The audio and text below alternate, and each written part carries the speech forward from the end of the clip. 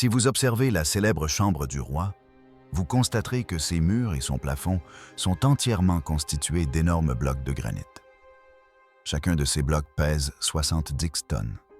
Je me demande comment ils ont fait. Vous êtes-vous déjà demandé si les pyramides que nous voyons dans le désert ne sont que la partie émergée de quelque chose de beaucoup plus grand et d'étrange? Je pense que nous sommes maintenant face à une technologie perdue. Et c'est cette apocalypse antique, il y a 800 ans, qui l'a effacée de la mémoire collective. Elle crée une zone de haute énergie puissante. Imaginez un pharaon si déterminé qu'il aurait traîné une pierre verte et lumineuse à travers des déserts périlleux. Il aurait peut-être même fait creuser des tunnels secrets sous le Sphinx. Suivez-nous pour découvrir pourquoi l'histoire de Khafra continue de perturber les experts. Vous ne voudrez pas manquer un seul détail. La pierre qui ne devrait pas exister. Francis August Marriott était un archéologue qui travaillait durant l'hiver 1860. Il fouillait les ruines balayées par le vent du temple de la vallée de Khafra à Gizeh. Au fil des siècles, l'édifice avait été partiellement enfoui sous les éeaux du Nil et le sable mouvant du désert. Les murs demeuraient silencieux sous d'épaisses couches de poussière. Dans une pièce latérale en cours de dégagement, l'équipe de Marriott découvrit une surface lisse sous le sol sablonneux. Tandis que les ouvriers dégageaient lentement les décombres, un bloc de pierre sculpté apparut peu à peu. Il s'agissait d'une statue entière du pharaon Khafra, assis, les bras posés sur les genoux, le dieu Horus à tête de faucon protégeant l'arrière de sa couronne.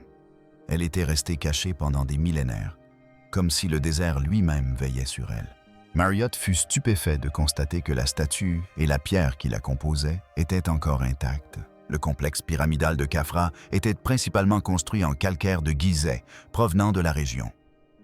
Sous l'Ancien Empire, les statues royales étaient généralement sculptées dans du granit ou de l'albâtre extrait de carrières voisines. Celle-ci ne l'était point ni bas. Au soleil, la statue arborait un éclat vert-noir profond, traversé d'éclairs blancs évoquant la foudre figée. Aujourd'hui, le musée la désigne comme une orthosite, une roche métamorphique si dure que même les outils en acier moderne peinent à la tailler. Les artistes d'autrefois, utilisant des outils en cuivre, n'auraient jamais dû pouvoir y tracer des lignes aussi droites. Restait à savoir d'où provenait la pierre. Les géologues découvrirent par la suite que ce type d'orthosite provenait d'un lieu dit appelé Djel el-Asser, dans le désert nubien, très au sud et à plus de 600 mètres d'altitude de Gizeh. C'est l'un des endroits les plus arides et les plus dangereux de la planète. Une équipe de carriers aurait dû découper et charger un bloc de 4 tonnes, le traîner sur du sable brûlant sous un soleil de plomb, trouver un moyen de l'acheminer jusqu'à un chenal fluvial saisonnier, puis le transporter sur des centaines de kilomètres en aval jusqu'au port de la pyramide. Une entreprise de construction du 21e siècle, équipée de camions, de grues et de systèmes de navigation par satellite, aurait bien du mal à réaliser un tel exploit.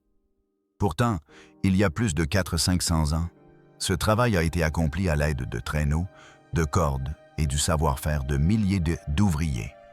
Le choix de cette pierre rare par Khafra n'était pas un simple effet de mode. Les Égyptiens considéraient le verre comme un symbole de renouveau et de vie éternelle. C'était un signe de la crue du Nil et de l'au-delà. Une statue taillée dans la roche la plus verte et la plus dure du continent constituait une affirmation à la fois religieuse et politique. Elle témoignait de l'étendue du pouvoir royal jusqu'aux confins du monde connu et de la pérennité de son image. Un examen plus attentif révèle un intérêt accru. Son visage, d'une symétrie mathématique parfaite, présente des yeux parfaitement alignés et une mâchoire acérée. Les plumes du faucon sont finement striées. Même de très près, la surface arbore un fini lisse et brillant, fruit d'un polissage intensif à haute pression avec des matériaux bien plus fins que le sable ordinaire. L'utilisation d'outils en cuivre de l'époque ne garantit pas toujours une telle perfection, ce qui laisse supposer que les ateliers de Khafra employaient des méthodes ou des matériaux aujourd'hui disparus. Pour les archéologues, cette statue est bien plus qu'une simple œuvre d'art. Ils y voient la preuve d'un système à l'échelle de l'État, où des gardes repéraient la carrière, des mineurs taillaient les blocs, des guides du désert planifiaient des itinéraires sûrs.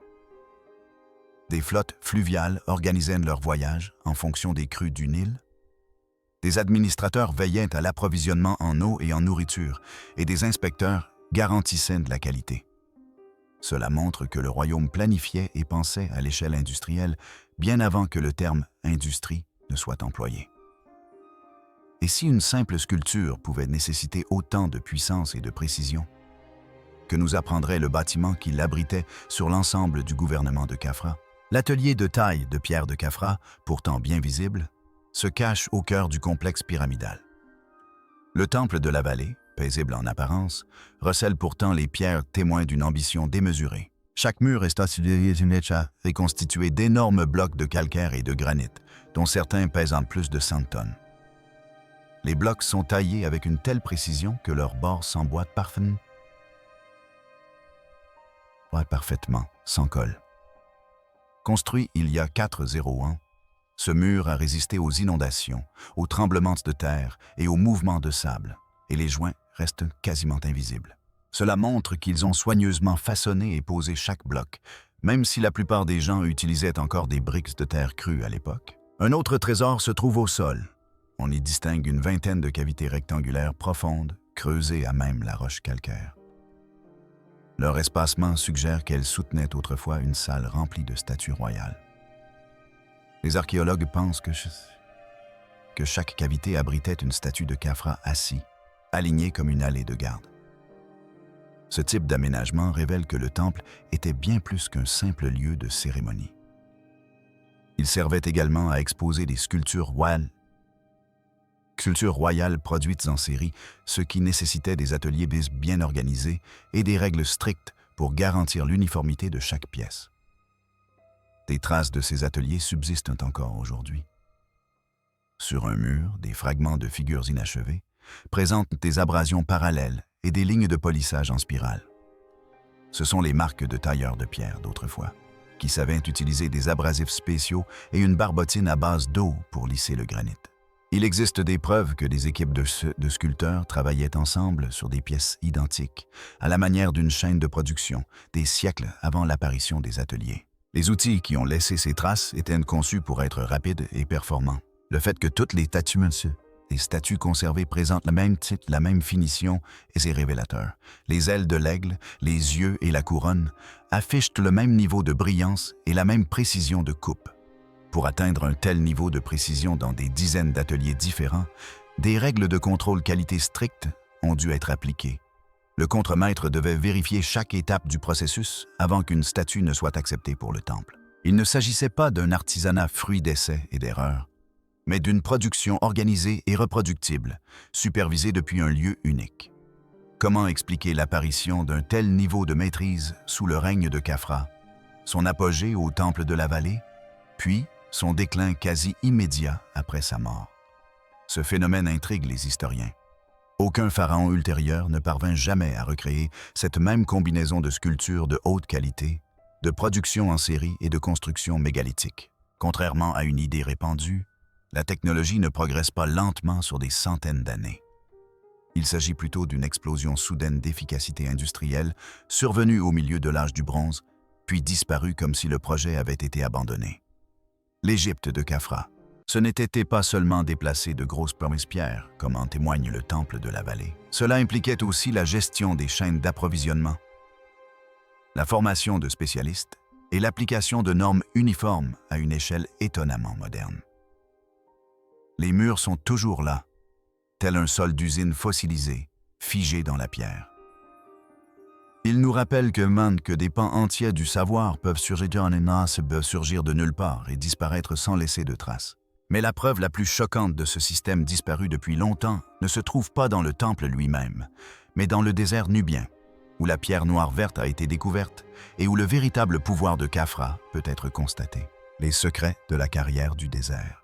Il a fallu que des chercheurs suivent la trace de la pierre pour comprendre comment les bâtisseurs de Khafra ont sculpté la statue verte lumineuse du temple de la vallée, loin au sud de Gizeh. Leurs recherches les ont menés jusqu'à Gabel el-Azhar, une crête rocheuse au cœur du désert nubien. L'endroit semble désert. Le soleil y chauffe le sable jusqu'à 49 degrés le jour, et les nuits sont glaciales. Le ciel est un amas de dunes à perte de vue et de rochers taches noires acérés.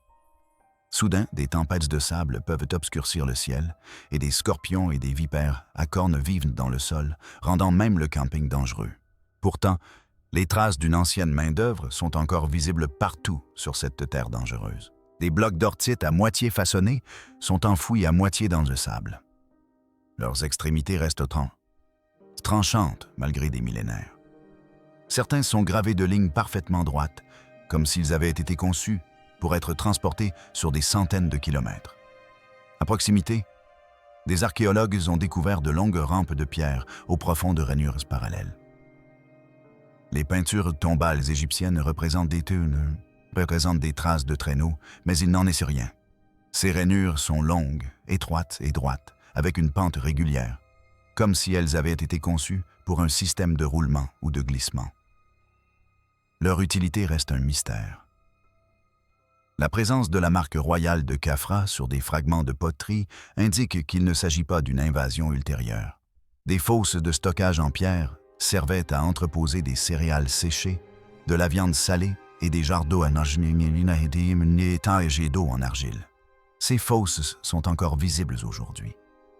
Ce dispositif témoigne d'un réseau d'approvisionnement organisé qui permettait à de nombreux travailleurs de vivre dans un lieu dépourvu de sources naturelles. Les archéologues ont même trouvé des puits revêtus de pierre, taillés à des profondeurs précises pour atteindre la nappe phréatique saisonnière sans s'effondrer. Cela montre que les populations de l'âge du bronze possédaient de vastes connaissances sur les cours d'eau, mais que peu d'entre elles maîtrisaient parfaitement leur gestion. D'autres indices indiquent que la carrière n'était pas un simple lieu d'extraction, mais un campement industriel destiné à perdurer. Des équipes y vivaient pendant des mois, comme en témoignent les ruines de maisons basses en pierre. Des objets de funéraires et des amulettes ont été découverts à proximité du camp, révélant que des prêtres étaient amenés du Nil pour célébrer les funérailles complètes des ouvriers décédés au travail. Au beau milieu de nulle part, une colonie prospérait grâce à des caravanes de ravitaillement.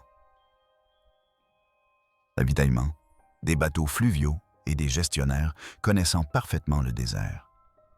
Même les outils étaient nouveaux et différents. Les archéologues ont découvert des ciseaux et des lames en cuivre au dos plus épais et aux bords incurvés, conçus pour tailler dans ces pierres extrêmement dures. Si les ciseaux en cuivre exposés dans les musées présentent généralement ces formes, ceux-ci semblent avoir été fabriqués sur mesure pour cette carrière. Cela laisse supposer que le travail du métal a considérablement évolué pour répondre aux besoins de Khafra en pierres rares.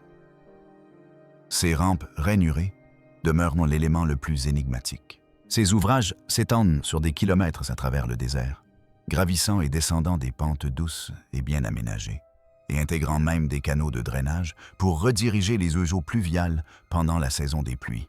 La précision de leur construction évoque des instruments de mesure et des normes de qualité élevées.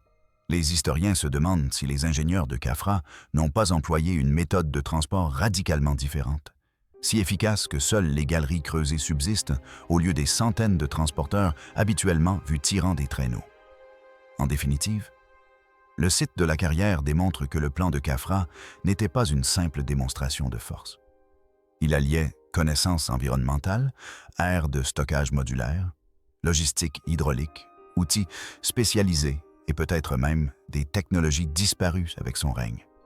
Cela transforme l'image d'esclaves traînant des pierres sur un sable infini en celle d'une exploitation agricole parfaitement organisée, guidée par une science dont on ignorait l'existence à l'époque. Le pharaon qui maîtrisait le calendrier des crues. Il y avait de l'eau dans certaines parties du Sahara bien avant qu'il ne se transforme en le désert aride que nous connaissons aujourd'hui. À l'époque de Khafra, de courtes périodes de pluie formaient des lacs peu profonds et des lits de rivières temporaires appelés oueds. Ces dernières ne prenaient une vie que lors des crues annuelles du Nil. Le bassin de l'oued Tushka était l'un de ceux-là. Il se remplissait pendant quelques semaines seulement lorsque les eaux se déplaçaient vers le nord, dans les vallées désertiques. Les responsables de Khafra connaissaient ces brèves périodes d'activité et organisaient leur logistique en conséquence. Les blocs extraits des affleurements nubiens devaient être taillés et stockés pendant des mois avant de pouvoir être utilisés. Il leur fallait attendre la période de l'année propice, lorsque le niveau de l'eau serait suffisamment élevé pour permettre le transport de marchandises lourdes. Le plan prévoyait de synchroniser les travaux d'une mine située à des centaines de kilomètres de là avec les crues et les décrues du Nil. Pour ce faire, il leur fallait prévoir les crues, calculer la distance à parcourir dans les oueds désertiques et positionner les barges, les rampes et les équipes de travail de manière à ce que chaque étape s'imbrique parfaitement. Les vestiges archéologiques de puits aux parois de pierre, découverts le long des routes caravanières, témoignent de leur maîtrise de l'environnement. Chaque puits devait être creusé jusqu'à atteindre une fine nappe phréatique sous le sable. La profondeur devait être optimale pour garantir la fiabilité du puisage, sans toutefois être excessive pour éviter l'effondrement des parois. Disposés en série, les puits étaient espacés régulièrement afin de préserver la vie des équipes de transport d'eau, et des animaux acheminant les provisions entre la carrière et le fleuve. Leur construction révèle une compréhension de l'hydrologie et de la stabilité des sols bien supérieure à celle généralement admise sous la Hive dynastie. L'ensemble du processus s'apparentait à une course de relais saisonnière. Les carrières extrayaient les blocs de pierre que les équipes de transport faisaient glisser le long de rampes rainurées jusqu'aux barges stationnées sur les lacs temporaires du désert. Les barges étaient ensuite guidées dans le courant gonflé du Nil pour le long voyage vers le nord, jusqu'à Gizeh. Le long du fleuve, les blocs étaient déchargés dans des ports spécialement aménagés et rapidement acheminés jusqu'au temple de la vallée. À chaque étape, le travail, les vivres, les animaux et les outils devaient être minutieusement coordonnés selon des calendriers indiquant les variations du niveau du fleuve. Des études climatiques montrent que ce système favorable de l'axe désertique et d'oueds à reflux a disparu dans les 100 ans qui ont suivi le règne de Khafra. Les royaumes ultérieurs durent faire face à un paysage plus rude et plus sec, dépourvu des cours d'eau naturelle qui servaient de route secrète pour le transport des pierres. Depuis la disparition des inondations annuelles, aucun pharaon après Khafra n'a exploité de carrières aussi éloignées et à une telle échelle. Si Khafra a su relier rivières, puits du désert et rampes d'accès aux carrières en une seule chaîne d'approvisionnement, quels autres secrets de planification et tunnels secrets pourraient encore être dissimulés plus près de chez lui? Peut-être se cache-t-il sous l'ombre silencieuse du Sphinx, le plan interdit.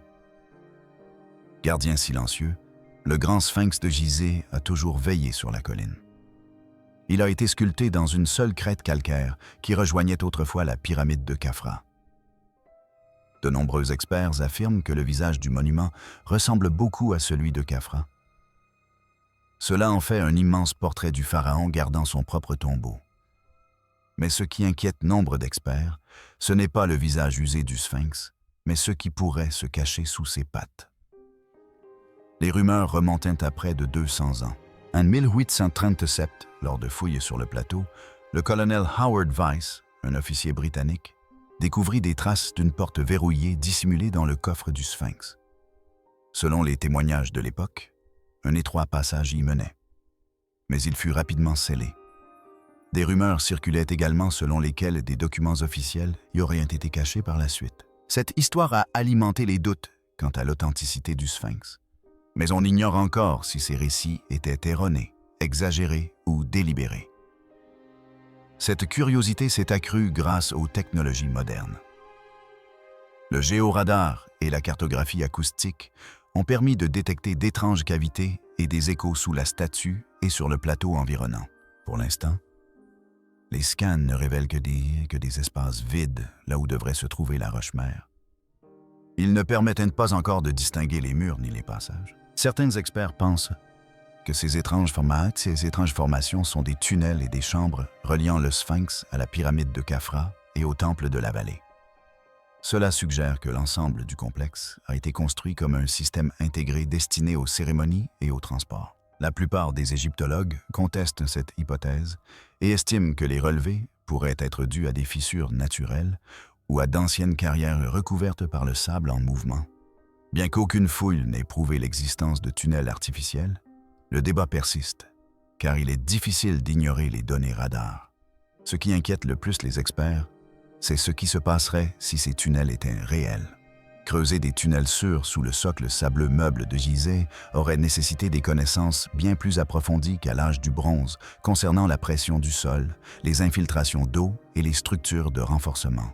Les pyramides, le sphinx et les temples n'auraient pas été construits séparément sur plusieurs années. Au contraire, elles auraient constitué les parties visibles d'un plan plus vaste visant à faire de la zone un seul et même espace. La tension est montée d'un cran avec le projet de radiographie SCEP-1 de 2025, qui recherche des ouvertures secrètes dans la pyramide de Khafra. Contrairement au radar, l'imagerie Muon peut révéler la forme de ces ouvertures à l'intérieur d'immenses édifices de pierre. Cela laisse espérer que d'éventuels passages ou chambres communicantes pourront enfin être cartographiés sans avoir à les fouiller. Même si cela s'avère impossible, cette idée oblige les égyptologues à considérer Khafra non seulement comme le bâtisseur des pyramides, mais aussi comme le concepteur d'un vaste système rituel semi-souterrain. Cela modifie notre compréhension des édifices les plus célèbres de Gizeh. L'histoire recèle encore bien des secrets sous le sable de Gizeh. Si ce voyage vous a plu, n'hésitez pas à aimer, partager et vous abonner.